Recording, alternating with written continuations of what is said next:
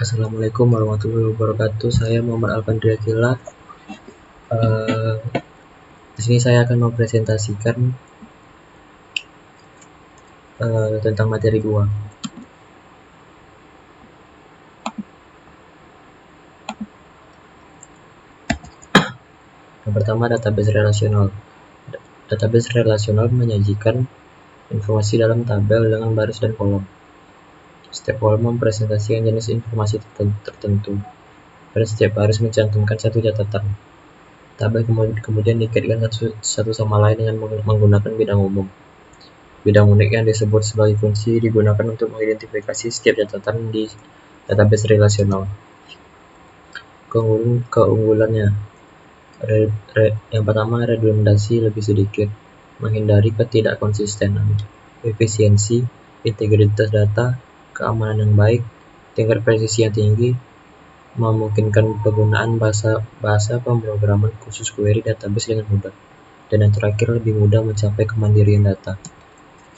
Kekurangannya yaitu penggunaan space pada penyimpanan relatif tinggi, kemampuan komputasi yang dibutuhkan relatif tinggi, ekstraksi dari data relatif lambat, diperlukan pemahaman yang baik tentang perancangan desain database relasional, terbatasnya struktur database, terisolasinya data. Nah, ini tabel relasional. Aturan untuk tabel database relasional. Yang pertama, setiap tabel memiliki nama yang berbeda. Setiap tabel dapat berisi beberapa garis. Setiap tabel memiliki nilai untuk mengidentifikasi baris secara unik. Setiap kolom dalam tabel memiliki nama yang unik. Entry dalam kolom adalah nilai tunggal. Entry dalam kolom memiliki jenis yang sama. Urutan baris dan kolom tidak signifikan. Istilah pentingnya itu tabel sama dengan struktur penyimpanan data. Kolom yaitu atribut yang menjelaskan informasi pada tabel. Primary key, pengidentifikasi untuk setiap baris. Foreign key, kolom yang mengacu pada kolom primary key di tabel lain. Baris yaitu data for satu instance tabel. Bidang yaitu satu nilai yang ditemukan di perpotongan baris dan kolom. Tujuan model relasional database. Yang pertama, menciptakan konsep database yang terintegrasi dan bersifat standalone. Yang kedua, menciptakan DBMS yang konsisten dan menghindari terjadinya data redundasi atau duplikasi data dengan menerapkan konsep normalisasi data dengan tujuan untuk meningkatkan kemampuan dalam mengambil dan juga memproses data. Selanjutnya, model konseptual. Model konseptual adalah suatu diagram dari satu set hubungan antara faktor-faktor tertentu yang diyakini memberi dampak terhadap atau menghantar ke suatu kondisi target. Sebuah model konseptual yang baik menampilkan sebuah gambaran situasi di lokasi proyek, menunjukkan perkiraan hubungan antara faktor-faktor yang mempengaruhi kondisi target, menunjukkan ancaman utama yang langsung dan tak langsung untuk mempengaruhi kondisi target. Sebuah model konseptual yang baik menunjukkan apa yang Anda pikirkan tentang peristiwa, situasi, sikap, keyakinan, atau perilaku khusus perilaku khusus yang mempengaruhi status beberapa situasi lain, yang akhirnya membuat Anda tertarik untuk memberikan pengaruh. Selanjutnya, model logis. Model data logis menjelaskan data serinci mungkin, tanpa mempertimbangkan bagaimana data akan diimplementasikan secara fisik di dalam database. Model data logis biasanya berasal dari model data konseptual, yang berguna untuk menampilkan sebuah gambaran situasi di lokasi proyek. Disebut model entitas, diilustrasikan dalam ERD, menentukan semua atribut dan UID untuk setiap entitas, menentukan opsionalitas atribut, menentukan opsionalitas dan kardinalitas hubungan. Nah, selanjutnya model fisik. Model data fisik menggambarkan bagaimana data benar-benar berada dalam database. Ini mencakup spesifikasi semua tabel dan kolom di dalamnya. Spesifikasi tabel mencakup rincian seperti nama tabel, jumlah kolom, dan spesifikasi kolom termasuk nama kolom dan tipe data. Model data fisik juga berisi kunci utama dari setiap tabel dan juga menunjukkan hubungan antara tabel menggunakan kunci asing. Selain itu, model data fisik berisi batasan yang diterapkan pada data dan komponen seperti pemicu dan prosedur tersimpan. Merupakan perluasan dari model data logis yang berguna untuk menentukan definisi tabel, jenis data, dan presisi, mengidentifikasi tampilan, indeks, dan objek database lainnya. Yang kedua, menjelaskan bagaimana objek harus diimplementasikan di database tertentu. Menjelaskan semua struktur meja, termasuk kolom, primary key, dan foreign key. Nah, ini langkah-langkah model fisik.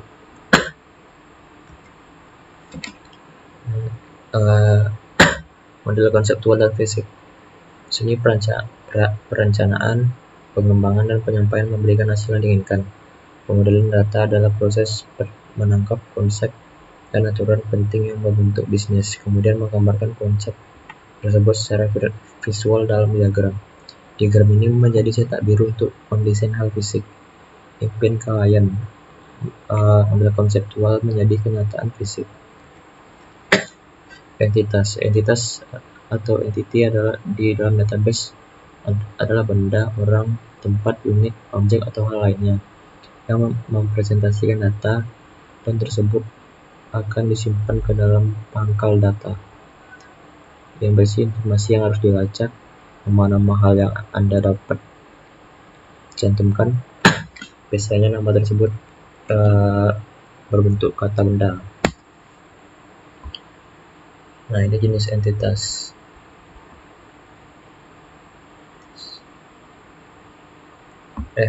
Jenis entitas suatu. Nah, yang pertama entitas dan instance. Entitas berisi instance. Entitas muncul sekali dalam suatu entitas. Entitas menunjukkan rangkaian instance yang menarik bagi bisnis tertentu. Nah, ini contohnya. Atribut adalah sifat atau keunikan yang mendeskripsikan suatu entitas. Atribut menggambarkan entitas dan merupakan informasi khusus yang harus diketahui. Atribut merupakan detail properti bernilai tunggal dari sebuah entitas. Karakter atribut. Karakteristik atribut. Atribut ditunjukkan di dalam kotak entitas pada IRD. Nah, nama atribut terdiri dari satu dan gabungan huruf besar atau huruf kecil. Pada sebagian kasus, nama atribut tidak boleh menyertakan nama entitas karena atribut memenuhi syarat dengan nama entitas. Atribut diklasifikasikan sebagai salah satu dari berikut ini. Wajib ditunjukkan dengan tanda bintang. Opsional ditunjukkan dengan huruf kecil O. Selanjutnya atribut volatil dan non volatil. Atribut volatil merupakan atribut tidak stabil. Contohnya usia. Atribut non volatil merupakan atribut stabil. Contoh tanggal lahir. Selanjutnya atribut wajib dan opsional. Atribut wajib memiliki nilai. Atribut opsional mungkin tidak memiliki nilai dan bisa kosong. Atribut tunggal dan komposit. Atribut atom atau tunggal merupakan atribut yang tidak dapat menjadi subkomponen. Atribut komposit adalah atribut yang dapat dibagi menjadi bagian-bagian yang lebih kecil yang menunjukkan atribut dasar dengan makna yang independen. Atribut nilai tunggal dan multinilai. Atribut nilai tunggal dapat memiliki suatu nilai pada instance waktu tertentu. Contoh nama belakang siswa. Atribut multinilai dapat memiliki lebih dari satu nilai dalam satu waktu. Contoh alamat. Selanjutnya notasi Barker, aturan untuk menggambar atribut. Atribut harus ditulis agar setiap orang, tidak hanya pengembang, dapat memahaminya. Atribut harus ditulis dengan huruf pertama dari setiap kata dalam huruf besar dan selebihnya dalam huruf kecil. Simbol yang menunjukkan sejenis atribut harus ditempatkan di samping setiap atribut. Nah, ini contoh atribut.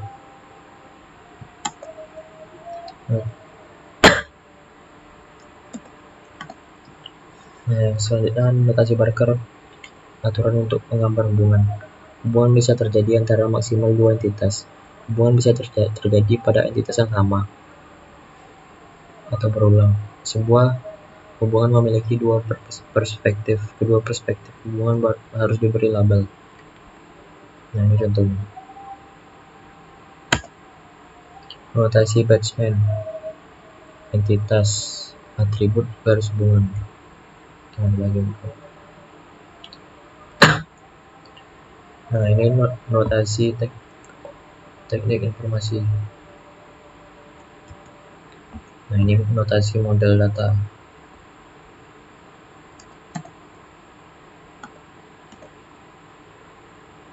Nah, ini contohnya. Pengenal unik. Pengenal unik adalah atribut entitas yang memenuhi aturan berikut. Unik di seluruh instance entitas. Memiliki nilai 0 non-null untuk setiap instance entitas selama masa pakai instance. Memiliki nilai yang tidak pernah berubah selama masa pakai instance. UID adalah atribut atau kelompok atribut khusus yang secara unik mengidentifikasi instance tertentu pada entitas. Nah, ini contoh pengenal unik. Setiap entitasnya harus memiliki pengenal yang unik. Jika tidak, maka bukan merupakan entitas. UID sederhana versus UID komposit. UID yang merupakan atribut tunggal adalah UID sederhana. Terkadang atribut tunggal tidak cukup untuk mengidentifikasi instance entitas secara unik. Jika UID merupakan kombinasi atribut yang disebut UID komposit. Pengenal unik buatan. UID buatan dibuat dari data yang ditetapkan atau dihasilkan oleh sistem. UID buatan tidak terjadi di dunia alami, tetapi dibuat untuk tujuan identifikasi di dalam sistem. Pengenal unik buatan. Nah, selanjutnya pengenal unik kandidat. Suatu entitas dapat memiliki lebih dari satu UID. UID kandidat berisi nomor lencana, nomor gaji. Hanya salah satu UID kandidat yang dapat dipilih sebagai UID primer. Kandidat lainnya disebut UID sekunder. Nah, ini pengenal unik kandidat. Nah, selanjutnya primary key. UID menjadi kunci primer saat model logis berubah menjadi database fisik. Primary key adalah kolom atau rangkaian kolom yang secara unik mengidentifikasi setiap baris dalam tabel. Primary key tidak dapat diisi nilai 0. Primary key adalah kolom tabel yang sudah ada atau kolom yang secara khusus dihasilkan oleh database sesuai urutan yang ditentukan. Primary key harus berisi nilai unik untuk setiap baris data. Nah, ini contoh primary key. Nah, ini contoh primary key komposit. Nah, selanjutnya hubungan. Hubungan adalah keterkaitan dua arah yang signifikan antara dua entitas atau antara suatu entitas dan entitas itu sendiri. Hubungan merupakan keterkaitan antara dua entitas atau lebih. Garis hubungan pada diagram solid atau putus-putus. Garis ini terputus dalam tunggal atau crowfoot. Hubungan memiliki nama yang membantu menggambarkan koneksi antar entitas. Dalam diagram hubungan, nama hubungan dari perspektif manapun dicetak dekat titik awal garis hubungan. Nah, ini contohnya. Foreign key. Hubungan dalam model data konseptual dipetakan ke foreign key dalam tabel database basic. Kolom foreign key adalah kolom atau kombinasi kolom dalam satu tabel yang mengacu pada primary key di tabel yang sama atau tabel lain. Komponen hubungan. Komponen hubungan meliputi nama, kardinalitas, dan kedua opsionalitas, opsional dan wajib. Saat membaca kalimat aturan bisnis, gunakan kalimat berikut.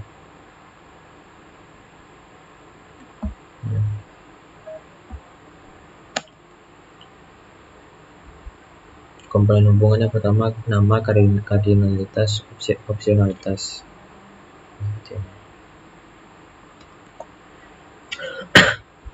Jenis hubungan. Semua hubungan menunjukkan persyaratan informasi dan aturan bisnis banyak ke satu atau satu ke banyak, satu ke satu. Hubungan banyak ke satu dan satu ke banyak. Hubungan banyak ke satu dan satu ke banyak memiliki kardinalitas satu atau lebih dalam satu arah serta satu dan hanya satu dalam arah lain. Hubungan banyak ke satu dan satu ke banyak. Aturan bisnis. Setiap customer harus dikunjungi oleh satu dan hanya satu. Dan hanya satu sales representatif. Setiap sales representatif dapat ditetapkan ke satu atau beberapa customer. Hubungan banyak ke banyak. Hubungan banyak ke banyak memiliki kardinalitas dari satu atau beberapa di kedua arah. Hubungan satu ke satu. Hubungan satu ke satu memiliki kardinalitas dari satu dan hanya satu di kedua arah. Ini aturan bisnis. Hubungan berulang. Hubungan berulang merupakan hubungan antara entitas dan entitas itu sendiri. Ini aturan bisnisnya. Selanjutnya pemodelan konseptual. Model konseptual adalah model yang formal yang menggambarkan hal-hal penting bagi perusahaan. Identifikasi hubungan tingkat tertinggi antara beberapa entitas yang berbeda, namun dapat atau tidak meliputi kardinalitas dan mulabilitas, tidak menetapkan atribut atau pengenal unik bagi setiap entitas. Pemodelan logis. Model data logis menjelaskan data serinci mungkin tanpa mempertimbangkan bagaimana data akan diimplementasikan secara fisik di dalam database.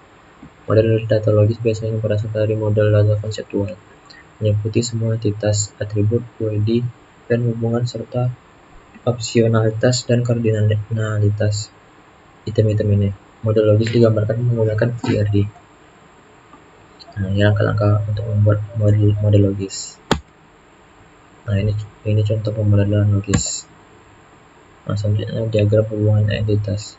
IRD adalah model yang mengidentifikasi konsep atau entitas yang terdapat di dalam sistem dan hubungan antara entitas tersebut.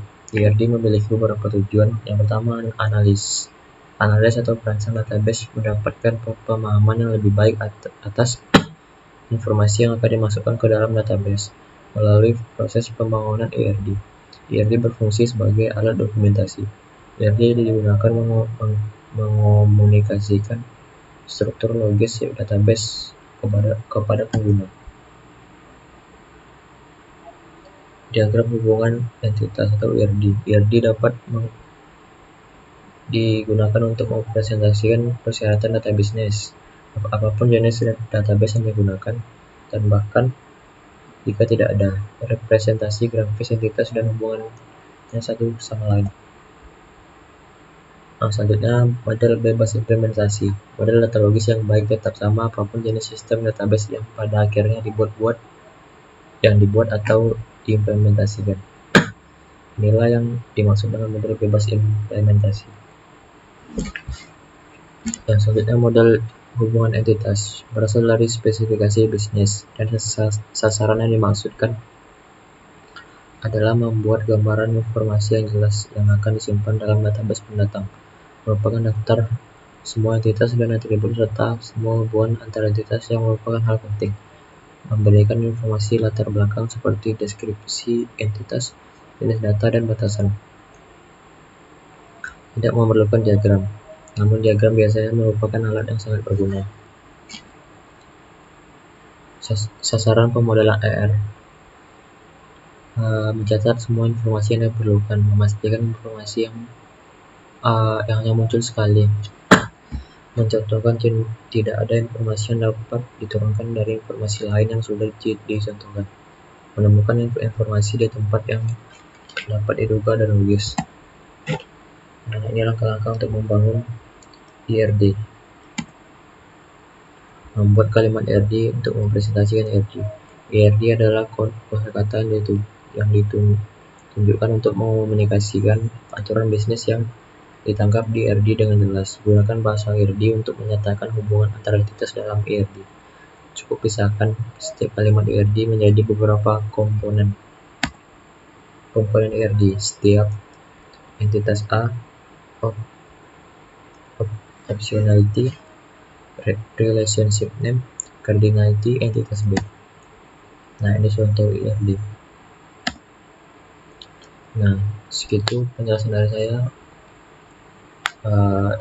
Kalau banyak kekurangan, mohon maaf. Wassalamualaikum warahmatullahi wabarakatuh.